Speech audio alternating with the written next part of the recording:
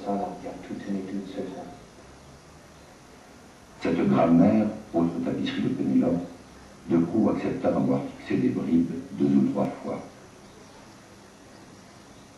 Ici, en 1969, il a 71 ans. À la sortie de la projection, il n'eut qu'un mot. Il y a encore beaucoup de travail. Regardez, chaque geste du quotidien a donné lieu à une étude exhaustive. On ne peut plus, après De Croo, saisir un objet, dévisser un bocal ou dire bonjour, voire simplement s'asseoir, sans penser au geste parfait. Celui qui prend le corps entier comme une question lyrique.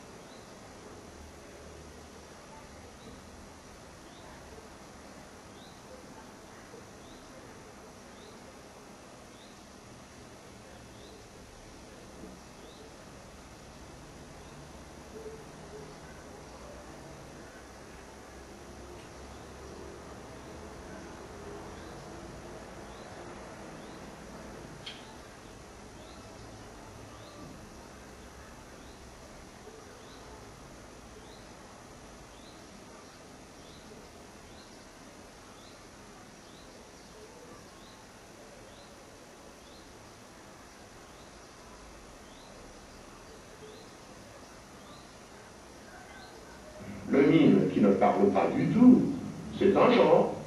Comme en peinture, il y a des genres. Mais on peut concevoir une pièce qui s'adresse à notre sens, au sens de l'oreille, au sens de l'œil, et où le mime ne se servira pas seulement de son corps, mais de sa voix. C'est entièrement à construire. J'ai fait quelques essais dans le domaine de ce que j'appelle le mime vocal, car c'est un peu ce que vous voulez dire, je pense, et il faudrait y passer sa vie. J'ai pas le temps.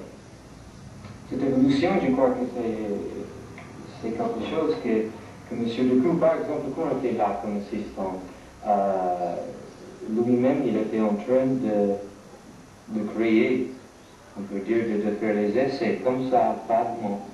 C'était pour une pièce à propos de la vie, les derniers moments dans la vie de Victor Hugo. Et tout d'un coup, les vers sont arrivés presque, comme il a dit, comme une causalité de nuage. Comme un nuage, les vers sortent de sa bouche, comme ça, et ça disparaît, presque comme on peut faire avec une voix off. Que tout d'un coup, il est là, le voix commence à arriver comme ça, et ça disparaît, et lui, tout d'un coup, il continue avec le mouvement qu'il a commencé de faire. Et c'était ça qu'il était en train de tenter de préparer pour une occasion.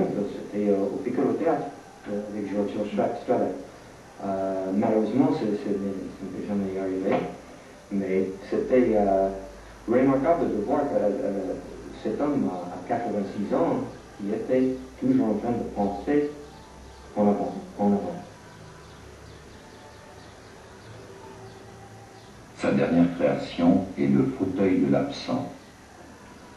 Corinne Soule la joue pour nous, sous la direction du nombre. M. De Croo a commencé en disant tu as passé toute ta vie avec un homme, cet homme n'est plus là, dans tes mains, dans tes bras, dans ton corps, tu as l'empreinte éternelle de cet homme, tu ne pourras jamais l'oublier. Et en même temps, la seule chose qui te reste, de cet homme, c'est la douleur de ne plus l'avoir. L'ombre de l'absent, celui qui aimait tant le silence et la versification hegelienne, comme les deux faces d'une poésie universelle. Étienne de Croo.